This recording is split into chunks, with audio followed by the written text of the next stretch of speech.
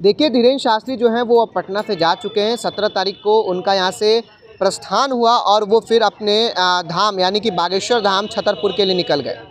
आपको बता दें वो कार्यक्रम का समाप्ति हो चुकी है, लेकिन जिस परिसर में इस कार्यक्रम का आयोजन किया गया उसके बारे में आपको कहानी बताएंगे। नमस्कार, आप देख रहे हैं बिहार संवाददाता और मैं हूं आशुतोष उपाध्याय। धीरेन्द्र शास्त्री नौबतपुर के तरेत पाली मठ में हनुमंत कथा सुनाए, उससे कई कहानियाँ जुड़ी हैं। जहाँ मठ की 66 एकड़ जमीन सरकार कब्जा करना चाहती थी। जाति की राजनीति में मठ को उजाड़ने की कोशिश की गई थी और तैयार भी की गई थी पूरी रूपरेखा। आरोप लालू प्रसाद यादव पर लगा था। हालांकि सरकार इसमें कामयाब नहीं हो सकी तो मामला हाई कोर्ट में गया, जहां से मठ के पक्ष में फैसला आया। बाद में लालू प्रसाद यादव ने मठ में चल रहे राघवेंद्र संस्कृत महाविद्यालय का भवन बनवाकर आरोप का दाग धोने का प्रयास भी किया। तो वहीं तरेत पाली दक्षिण के संत परमहंस स्वामी राजेंद्राचार्य जी महाराज सूरी को तपोभूमि है, जहाँ स्वामी सुदर्शनाचार्य जी महाराज बताते हैं कि परमहंस स्वामी राजेंद्राचार्य जी ने पूरे भारत की 13 बार परिक्रमा की थी। आपको बता दें, भ्रमण करते हुए वह पटना के तरेत पाली पहुंचे थे, जहां उस समय यह गांव काफ़ी छोटा हुआ करता था, जहां चारों तरफ जंगल ही जंगल था। चरवाहे जंगल में गए तो जटाधारी साधु देखकर दंग रह गए। चरवाहे पहले डर गए कि वह कोई भूत है क्या, लेकिन धीरे धीरे चरवाहों ने स्वामी जी से संपर्क स्थापित करना शुरू किया, जहां ग्रामीण समूह में बनाकर स्वामी जी से मिलने जाते थे। और फिर मठ के महंत स्वामी सुदर्शनाचार्य जी महाराज बताते हैं कि एक रात बहुत तेज आंधी आई। सुबह लोगों को लगा कि आज संत परेशान हो गए होंगे, लेकिन गांव के जब लोग जंगल में गए तो दिखा जिस वट वृक्ष के नीचे संत बैठे थे वहाँ ना तो एक बूंद पानी था और ना ही कोई पत्ता गिरा था। इसके बाद ग्रामीणों की श्रद्धा काफ़ी बढ़ गई और स्वामी जी तब से वहाँ स्नान या पानी पीने जाते थे तो कुएं का पानी स्वतः ऊपर आ जाता था। तरेत पाली से सटे उत्तमपुर गांव में व्यापारी तोताराम साव ने बड़ा मंदिर बनवाया था, जहां उन्होंने हनुमंत लला का रहने का ऐसा बात कही थी। जैसे ऐसी स्थिति में आई कि ठाकुर जी की सेवा नहीं हो पाती थी, तो व्यापारी ने स्वामी जी को बुलाया और मंदिर पर रहने की बात कही। तो स्वामी जी ने मंदिर को सुपुर्द करने की मांग भी की, लेकिन वह नहीं माना। इसके बाद व्यापारी का लड़का पागल हो गया और मंदिर से मूर्ति फेंकने लगा। तो वहीं 2 मूर्तियाँ टूट गई, लेकिन हनुमंत लला के साथ कुछ मूर्तियाँ बच गईं। जहाँ स्वामी जी ने कुछ दिनों तक मंदिर में ठाकुर जी की सेवा की और फिर तरेत पाली आ गए। तो वहीं फिर कुछ मूर्ति के साथ वो लेकर आए और फिर हनुमान लला की मूर्ति लाने के लिए गांव के 10 लोगों को भेजा। काफ़ी मशक्क़त के बाद मूर्ति उठी और फिर गांव के लोग उसे लेकर आ रहे थे, लेकिन तरेत के नाला के पास मूर्ति इतनी वजनदार हो गई कि गांव के लोगों ने उसे वहीं रख दिया। तो वही मूर्ति गांव के वाले लोगों ने नहीं उठी, तो बाद में संत पहुंचे और हनुमान जी से प्रार्थना की, जिसके बाद हनुमान जी हल्के हो गए और तरेत एक आसानी से आ गए। कितनी मज़ेदार बात है। फिर उन्हें तरेत में स्थापित किया गया, जहां स्वामी सुदर्शनाचार्य जी महाराज बताते हैं कि जंगल को 1970 में मैंने साफ कराया था, जहां गुरुकुल पद्धति से पढ़ाई भी चलती थी। मठ का काम ही सनातन धर्म के प्रचार प्रसार करना था, लेकिन लालू की सरकार ने मठ को अस्तित्व विहीन करने की तैयारी भी की गई थी। लालू की सरकार आने से पहले मठ में 300 बच्चे पढ़ाई करते थे।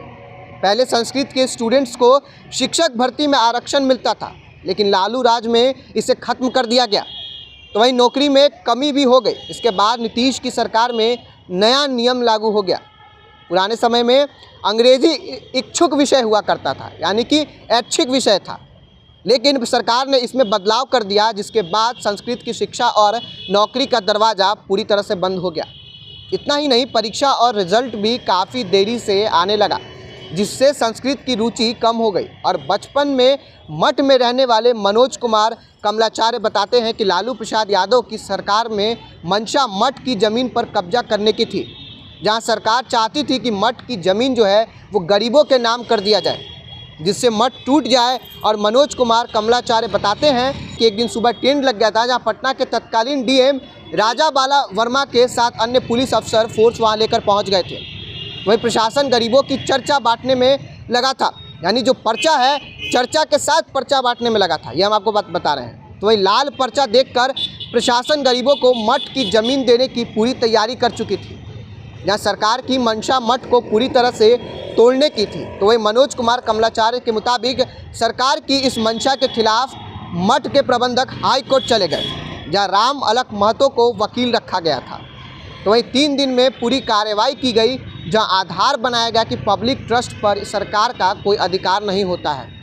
इस पर कोर्ट का फैसला हुआ और कोर्ट ने कहा कि पब्लिक ट्रस्ट की ज़मीन पर सरकार का कोई अधिकार नहीं है। तब जाकर मठ की ज़मीन को बचाया जा सका। तो वहीं सरकार चाहती थी कि मठ की ज़मीन को गरीबों में बांटकर इसे बरीन कर दिया जाए, यानी सरकार कुल 80 से 90 बीघा ज़मीन पर कब्जा करने की तैयारी में थी। वहीं मनोज कुमार कमलाचार्य बताते हैं कि हाई कोर्ट में जब सरकार केस हार गई थी तो लालू यादव ठाकुर जी के आगे नतमस्तक हो गए थे।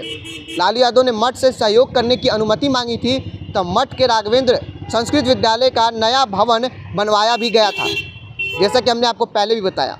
इसमें लालू यादव ने अपनी निधि से 50 लाख रुपए खर्च किए थे। मनोज कुमार कमलाचार्य बताते हैं कि लालू केस हारने के बाद नतमस्तक हुए थे, नहीं तो ज़मीन पूरी कब्जा हो जाती। लालू ने कहा था कि प्रदेश का ऐसा महाविद्यालय बनाएंगे जो राज्य में कहीं नहीं होगा।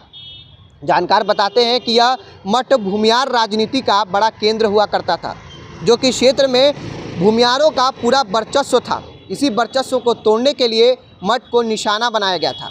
तो भूमियारों की राजनीति खत्म करने के लिए तरेत पाली मठ को पूरी तरह से उजाड़ने की प्लानिंग सरकार ने कर ली थी। आपको बताते हैं कि तरेत पाली मठ 156 मठों का हेड है, यानी यह सबसे पहला मठ है। इसमें देश के अन्य 156 मठ जुड़े हुए हैं। मठ के भक्त आज भी देश और विदेशों में हैं।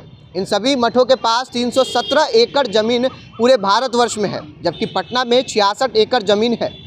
अंग्रेज़ों के ज़माने में ही राघवेंद्र सरकार ने मठ की ज़मीन को अपने पास ले लिया।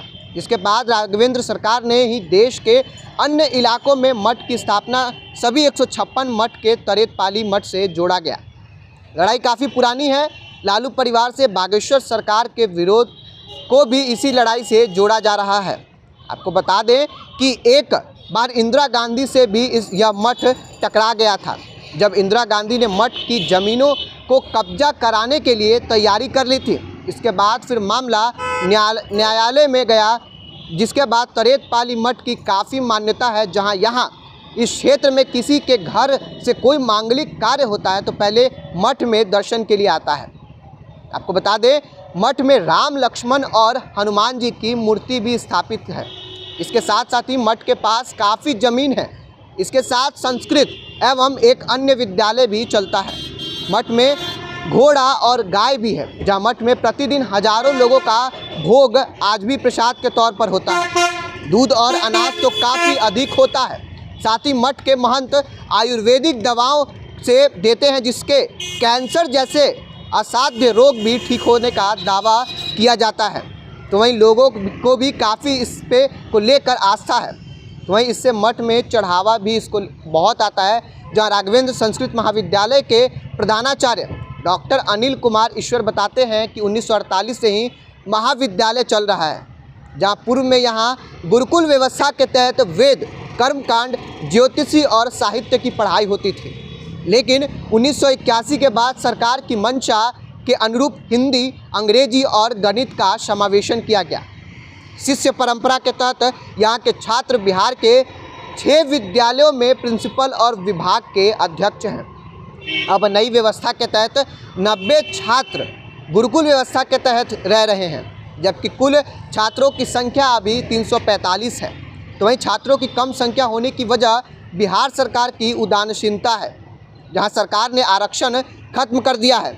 इसमें संस्कृत की पढ़ाई प्रभावित भी हुई है, जहां नया भवन तत्कालीन सीएम लालू प्रसाद यादव की देखरेख में बनाया गया था।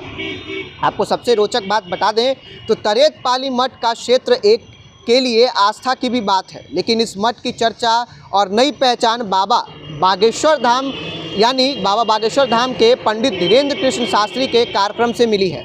जहां पटना के गांधी मैदान में प्रशासन की अनुमति नहीं मिली तो तरेत पाली मठ को इस कार्यक्रम के लिए तैयार किया गया। लेकिन जो आयोजनकर्ता थे उनके तरफ से भी ये कहा गया कि वहाँ पे जो क्षेत्र है, जो ग्राउंड है वो छोटा पड़ जाएगा और जो पार्किंग की व्यवस्था है वो नहीं की गई थी। इसीलिए वो तरेत मठ के पास कार्यक्रम का आयोजन कर रहे थे। तो आपको बता दें, मठ की भूमि पर होने वाले इस कार्यक्रम में इससे नई पहचान मिल गई, जहाँ मठ बिहार में ही नहीं अन्य राज्यों में भी काफ़ी चर्चा का विषय बना हुआ है। तो अभी हमने आपको बताया मठ से जो रिलेटेड जो कहानी थी, जो काफ़ी रोचक कहानी थी, वो हमने आपको बताया कि किस प्रकार से लालू प्रसाद यादव से लेकर इंदिरा गांधी तक इस मठ के किसी न किसी तौर पर इनडायरेक्टली और डायरेक्टली वे में शामिल होते हुए नज़र आए हैं। इस मठ की हमने आपको महत्ता बताई कि इस मठ किस क्षेत्र में और इम्पॉर्टेंट है, महत्वपूर्ण है। फिलहाल ऐसी तमाम रोचक कहानियों से बने रहने के लिए और देखते रहने के लिए आप बने रहें बिहार संवाददाता के साथ। चैनल पे नए हैं तो चैनल को सब्सक्राइब कर लें, हमारा फेसबुक पेज लाइक करना ना भूलें। धन्यवाद।